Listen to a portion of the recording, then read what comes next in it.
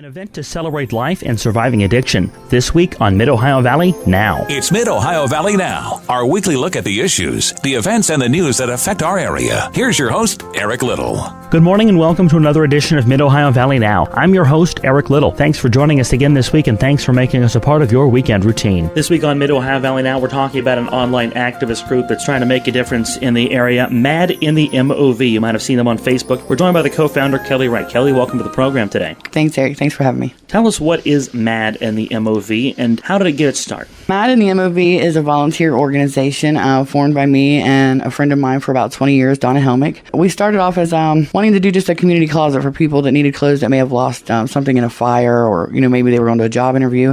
We joined some other groups on Facebook. I myself am an addict, and I kind of started talking to some other addicts in recovery, and we kind of started seeing how bad the actual heroin epidemic is in the community. So we formed M.A.D together to help maybe eradicate the heroin problem plaguing the communities. So I know it was something that tackles the opioid epidemic right now, but it didn't start that way. No, not at all. That's interesting. How many followers have you built up over this time? I think we have close to 1,500 members right now. And how long has this been? Maybe about 3 months. Are there meetings in person, or is this an online community right now? We've had one meeting so far. We plan to have more in the future. Right now, we're focusing on our event on September 10th. What's the nature of the meetings? Is this just to plan future events and where you want the group to go, or is there an agenda outlined? It's mostly just to plan future events, but also to try to get the community involved, to come down, to talk about things. The last meeting we had, most of the politicians running in the election in November showed up. So you do have the attention of those in elected office and seeking elected office? Oh, yes. A lot of them are in our group. How many people do you have involved in the planning aspect? I'd say probably about 25. And again, the purpose is right now to combat the opioid epidemic and heroin addiction. Do you offer support? Do you offer services? What is it that you offer? We do have a resource packet at the event. People can sign up if they want to get that resource packet. It's anything from, recovery and treatment, meetings, standard information in case you don't know what heroin looks like. We also will refer you to a place if you need treatment, if you know somebody that needs treatment. We usually tell them to call the Help for West Virginia hotline.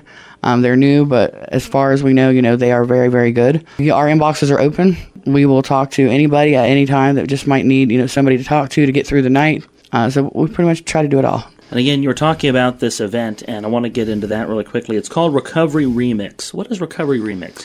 Remix is, when you change something up. And we want to change the way that recovery is viewed, the way addicts are viewed. Our stance is we want to change the way that addicts view the world, and we want to change the way that the world views addicts. Our lives are worth saving. A lot of people don't think that. They call us junkies or shoot your local heroin dealer. If that were the fact, I'd be dead. We just want to, put it out there. Recovery does work. We want to inspire and motivate other people, to get into recovery, that it works, and that second chance of life, they need to take it. How do broad stereotypes like that make you feel? It used to, make me sad, piss me off, make me angry. But now it just kind of shows the ignorance in the communities. And that's why we push for the education and awareness part. That's what our group focuses on, the education and awareness. Does that help you get through rough days, the idea that you've risen above that to the point to where you look at the fact that you can deal with that and brush that off as a positive attribute of yourself, that you can be above stereotyping? Absolutely. I'm not a victim. I'm a survivor. I was afraid to tell my stories. I was afraid to speak out and say some of the things that I've done. But to see the reaction I get from most people, it's a proud moment. It's not a sad moment anymore. How did you arrive at the idea to do this event? Town hall meeting in Vienna, a chance encounter with a guy named Richard Walters, who's in recovery. He leads some HA meetings, BYOG on Latrobe Street, Mondays and Saturdays. It was a chance encounter between the two of us. We were just so inspired by a gentleman that spoke there by the name of AJ Walker.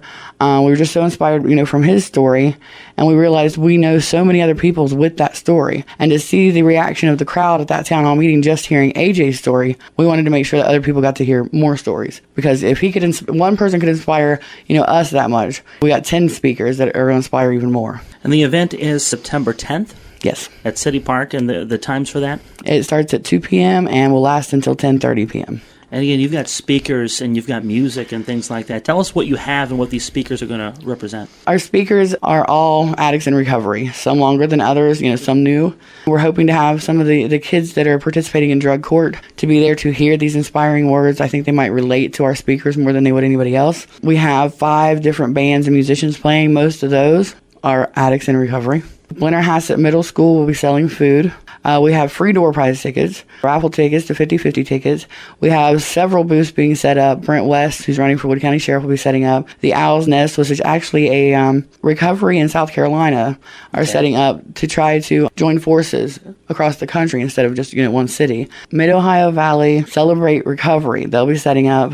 Just so many more. I keep getting, messages every day. It's free to set up a table. Just bring your own table, your own chairs. We're going to have giant volleyball for the kids, maybe some cornhole. It's going to be a big sober party, a celebration of recovery. What does it tell you that for the first year of this event that so many people want to get involved? It lets us know that, like I said, our lives were worth saving, that people want to see us get better, that they want to see their friends get better, their family get better, that they know it's possible. It's a message of hope for those people that have a loved one or those people that are, at rock bottom like we are, that it is possible. I didn't think it was possible for me to have a life, to get a job, to buy a house, to raise my kids. I didn't think that was possible because I was an addict or I had been an addict. But it is possible. We want others to know that. Do you think sometimes people are shocked by the idea that this isn't happening to some nameless, faceless group? This is happening to their friends, their neighbors, people they went to school with, people they've known their entire lives? I think most of the people that use the word junkie or, think that, that addicts are, no good or don't deserve a life. I think those are the people that it hasn't, they hasn't affected them personally. I think once it affects somebody personally and they can talk to one of us, me or any of the speakers I have, if they could go attend an HA meeting, if they could just hear that they're not alone, I think that would just help them, tremendously. The money you raise from this event, what will that benefit? This event is not a fundraiser. That's something I want to stress. Okay. We are not looking to raise any kind of money. We will have a donation jar set up. That's only to cover the event itself. And if there's any money left over, it will go to the fellowship home, which is like a halfway house for recovered addicts. We'll have more after this break. You're listening to Mid-Ohio Valley Now.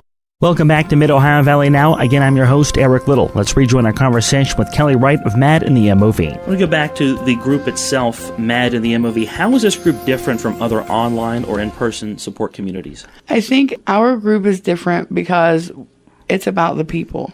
You'll see all these town hall meetings or panels where most of them, they have a panel where a panel speaks. Law enforcement, recovery specialists, all these professionals speak and the audience listens. Ours is different because the people speak. The people listen. I think that's mostly how ours is different. Ours also includes numerous addicts in recovery. And if anyone knows how to help an addict, it's an addict in recovery. Do you feel that a lot of times in these panels, the voice of the addict is the voice that's being heard the least or not at all? Exactly, because when they open the questions out to the audience, only one or two get to speak, or there's a time limit. When we had our first M.A.D meeting, everyone got a chance to speak. I told them I would stay there, all day and all night to hear every single one of them speak, but everyone got a chance to speak so that they were heard. I feel like some of us aren't being heard. When you shifted the focus of M.A.D and the M.O.V, did you get the response you expected? I wasn't expecting any of this. Like I said, it was just supposed to be like a community closet. We joined some other groups, and some people were posting things about addiction or whatever, some good, some bad, and I started speaking up from my personal experience. And I had so many of them send me messages thanking me or asking me for advice, and it just kind of came out of nowhere. And then somebody's like, you should start a group, and I spoke to my friend Donna about it, and we're like, let's try this. We started a group, and it just kind of went from there. I wasn't expecting any of this. What's been the response from the law enforcement and addiction treatment communities to what you guys have done? The treatment facilities, the Help for West Virginia, Westbrook, even the health department they've all responded accordingly, especially Help for West Virginia. It does work. If anybody has a problem, it's 1-844-HELP for West Virginia. Law enforcement, we haven't had much contact with because law enforcement feels like this is more of a health issue than it is a police issue. So they feel like this isn't something that they're needing to get behind, rather? They feel like they need to do their part, which is, arrest dealers, which, I understand that needs to be done. But they feel like they need to do their part, and then, we need to do our part. They're not too much into collaborating. Is this why maybe you feel that the addict voice needs to be heard more at the table when it comes to these roundtables? Because that's one aspect of it, certainly, arresting drug dealers, but another is, of course, the recovery and addicts helping other addicts. Right. Yeah, the addict's voice does need to be heard. It's not necessarily law enforcement. I'm not exactly sure who, would need to get behind more treatment instead of more prison time. Politicians, maybe? Yeah, right. We have plenty of those behind us. How frustrated is the public with the opioid epidemic and the lack of addiction services from what you're hearing? From what I'm hearing and from what I'm seeing, they are extremely frustrated, mostly because we are not being heard. When there are overdoses in Parkersburg, they are not being televised. They are not being listed. Nobody knows. So everybody that knows about, personally, are frustrated because nobody else is hearing about it. We can't get help if people don't know that we need help. And when there were 6 overdoses last Tuesday and nobody knows that there was a single overdose at all, and then you want somebody to come and help you, there's no proof that you need help. When you look at incidents that have been in the news recently, things like Huntington, things like Cincinnati in the last couple weeks, does it upset you that it almost seems as though there has to be a big number and all clustered together to get any attention in the media? It does frustrate me. And sometimes I think that even if we had that large number, I don't know if our law enforcement or our media or the hospitals would even report the large number. I think they're afraid that people won't want to move here, people won't want to open businesses here, so they kind of sweep it under the rug. Who do you think the people are frustrated with? I think they pick and choose. Some think, it's law enforcement's job. You have a lot of, like I said, I don't want to call them ignorant, but you have a lot of uneducated people out there. And that's why we're trying to stress the education and awareness. Some people don't even know that, law enforcement has nothing to do with arraignment. They're trying to blame the police for an arraignment, and, and that's not how it works. So a lot of people are frustrated with law enforcement for the wrong reason, but it's also the magistrate, it's the judges, it's, treatment, it's the governor, the senators. I mean, people just pick and choose who they decide to blame it on that week. Like getting frustrated with the wrist when it's the elbow's problem. Exactly. Why are people looking online for support when it comes to addictions and the opioid epidemic? Because there have to have been a number of people to find you for this group to have formed. I think that's just standard these days, that everybody goes to social media to find answers, or Google, or, what have you. I also think that my voice has been out there, my name is out there, and they know that I'm discreet, that they can reach me at any time, that I will bend over backwards to help.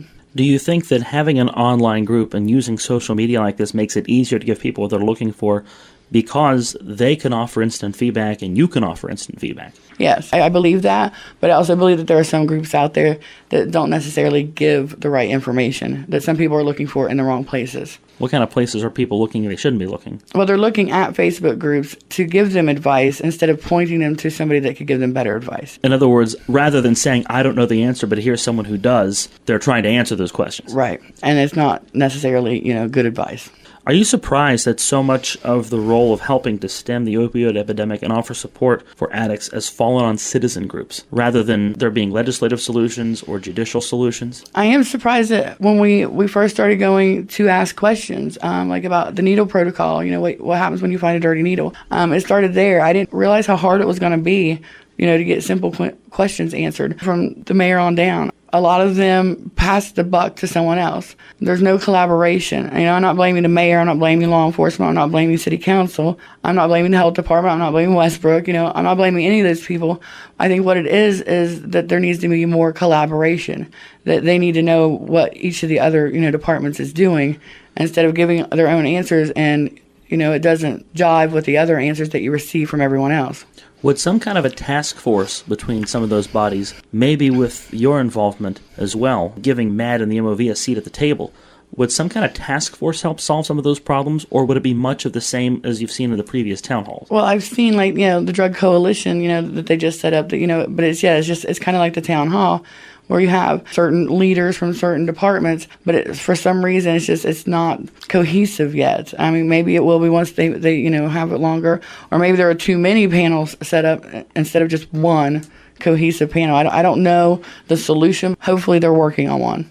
Is there somebody that's on the sidelines that maybe needs to step up and help, or a group of people, or really is the biggest issue right now that people need to get together and streamline their efforts? Yeah, people need to get together and streamline their efforts. And it's not just the officials in town, it's also the people. I have a group of 1,500 members, but not very many of those members stand up to help when the time comes. Maybe a silent majority that is looking for help that needs someone to come to them a little bit. Is that what you're saying? That, and I think some people just like to be behind the keyboard and give their thoughts, but when it comes to actually physically involving themselves with something, they don't want to do that, or they don't have the time, they're not interested, something came up, something. If the people, want to take back their city, then the people need to stand up with us. It's not easy to put yourself out there, and you're saying is that in order to help this problem, people need to stand up and put themselves out there. Right. If they want to, save their town, they need to save their town. They can't rely on my group or, the police or the city council. They can't rely on somebody else to save it for them. They've got to, stand up and try to save it themselves. In just a moment, we'll wrap things up. You're listening to Mid-Ohio Valley Now. Welcome back to Mid-Ohio Valley Now. Again, I'm your host, Eric Little. We thank you for joining us this week. Let's wrap things up with Kelli Wright, co-founder of M.A.D and the M.O.V. Are you encouraged with how the discussion has gone? And not just, within your group, but just the discussion in general, because we're hearing so much more about this in the last 5 years than we were 10 years ago, 15 years ago. But it's not where it needs to be. I think everyone would agree with that. I agree that it's not where it needs to be, but I'm glad that it's starting to, grab the attention. It's starting to move to the forefront. I just think it needs to get there, a little quicker than it's going because, we're losing a lot of lives that no one's aware of. Is that the inherent danger of this? It might be taking a process a lot of time, but people don't necessarily see it as time equals lives.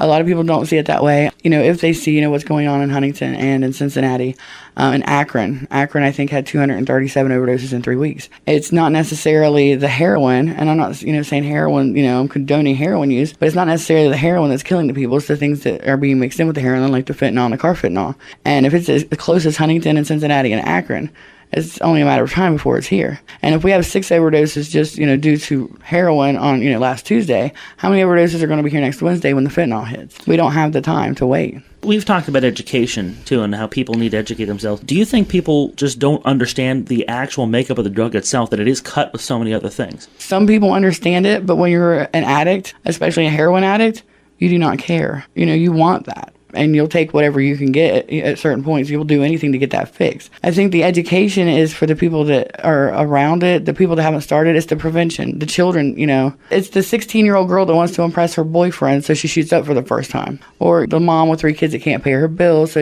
she hooks up with a heroin dealer. I mean, there's just so many reasons why people start. And so many avenues that need to be, traveled right by so many people. And nobody wants to stand up and travel those avenues with us. And then, of course, the 26 and 24-year-old are trying to raise a family that have never experienced that and don't understand why it is as it is. Exactly. In your opinion, why is the Mid-Ohio Valley such a hotbed for drug activity and addiction? Is it because it's in the middle of so many places where this is big? Like I said, there's so many reasons why. One would be the job market. You can make more money slinging heroin in one day than you can working at McDonald's all week. The money aspect. There are no good jobs here. There are no good jobs left here, I should say. Even with, a college degree.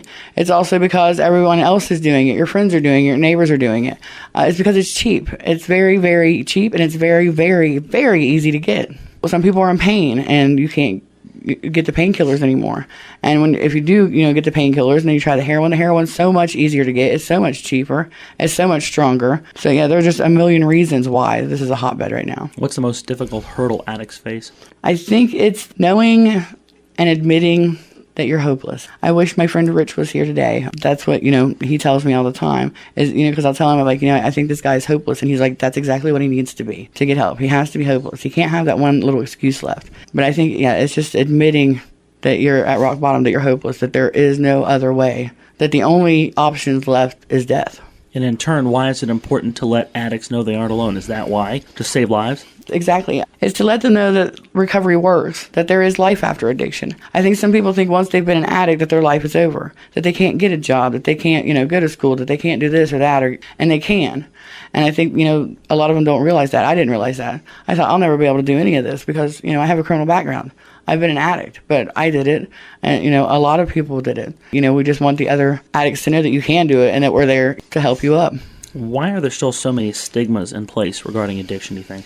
Lack of education, the lack of awareness. The people that are on social media or, let's shoot your local heroin dealer, those type of people, I call people junkies, those type of people. It's just the lack of awareness, the lack of education. They are the ones that don't think recovery works. They are the ones that look down on us. They are, yes, we might, have robbed our mothers. We may have beat up our best friend. We may have stolen from your baby. We did some bad things in our life, and we are the first to admit it. And we feel bad about that, and one of the steps we take is making amends. So I think a lot of people look down, and there's that stigma because of the bad stories they've heard about the bad things we've done. I think that's where a lot of the stigma comes from. What will it take for people to view addiction as a disease rather than as a personality flaw? I don't know if that's possible. I really don't think it will ever be possible. Do you think it'll get better? I hope it gets better. A lot of people try to compare it with cancer. If you go to a hospital, that 8-year-old girl dying from cancer didn't shoot herself up with cancer. You shot yourself up with heroin. You had a choice, she didn't. And I think that's the biggest reason that it'll never actually be considered a disease, because it's compared to others. This is maybe a poor comparison in itself, but look at how people viewed something like homosexuality 50 years ago versus how they view it now. And back then it was almost a character flaw and something that you were more ashamed of. And now people are willing to embrace that. Is that an example of how society can change with a little bit of education and some time? I hope so, Eric. I really do hope so. When someone is battling addiction, how do you involve your family in your effort to get help? If you are the addict, how do you get your family involved if you need help? I think it's just finding the right programs, working the right steps. Some addicts' families still don't talk to them even after they've gotten clean. I was lucky, mine does. There are support groups for the families like Al-Anon, Narconon. There's, all kinds of different support for families and children. There are treatment centers, not in our community, but there are treatment centers that will allow you to take your children with you.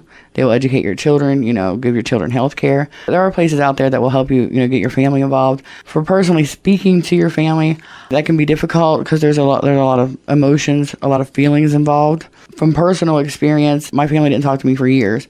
We do now that they know that, I worked the program and I'm sober, that I'm clean. But I wouldn't know how to tell someone else because all family dynamics are different. There's no certain way to offer that advice for everybody. Exactly. When someone you love is battling addiction and they've not confronted the fact they have a problem, what is the first thing you would recommend to do? Well, of course, you recommend they get help. You try to let them know that they have a problem, and most of them already know they have a problem. It's wanting to get help. You can't help somebody that doesn't want to get help. A lot of people confuse love with enabling. To even hand them a drink or a dose or a line or whatever is enabling. To take them to get it is enabling.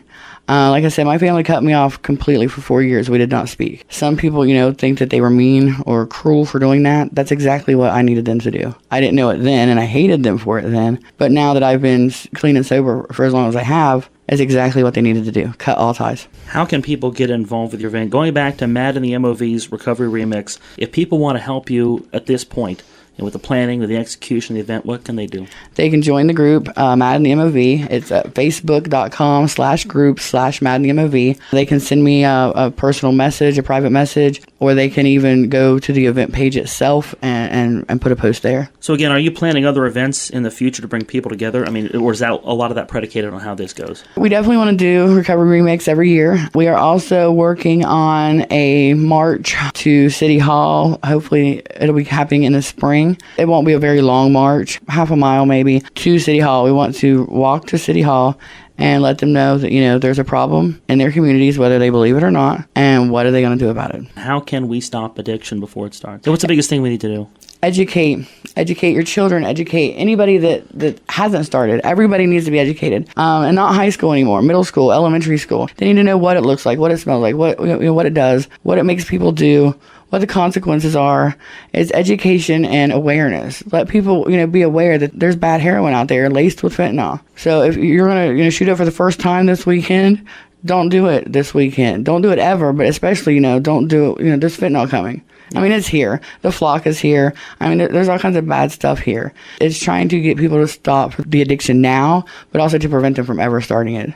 Recovery Remix is an event to celebrate life, to celebrate recovery. It is Saturday, September 10th at Parkersburg City Park. It is from 2 to 10:30 at Parkersburg City Park. The Facebook group is M.A.D in the M.O.V, capital M.A.D in the M.O.V. Kelli Wright's the co-founder of that group. Kelli, thank you so much for sharing the information about your group, your thoughts on the issue in the area, and good luck with your event. All right, thank you, Eric. Thanks for having me. I'd like to thank our guest once again, Kelli Wright from M.A.D in the M.O.V. That's our time for this week. I'm your host, Eric Little. I'll see you next week on another edition of Mid-Ohio Valley Now. If you'd like to submit a story, idea, or issue to be discussed on Mid-Ohio Valley Now, email it to news@sevenrangesradio.com. Join us again next week for more. It's Mid-Ohio Valley Now.